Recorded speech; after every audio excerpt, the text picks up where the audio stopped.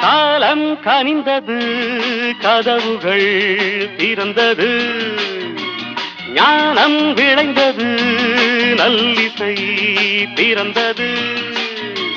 புதுராகம் படைப்பதாலே நானும் இறைவனே, புதுராகம் படைப்பதாலே நானும் இறைவனே.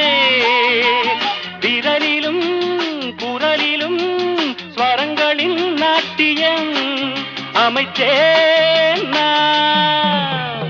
மழை திறந்து தாவும் நதியலை நான், மனம் திறந்து கூவும் சிறு குயில் நான். இசைக்கலைஞன் என் ஆசைகளாயிரம் நினைத்தது பலித்தது.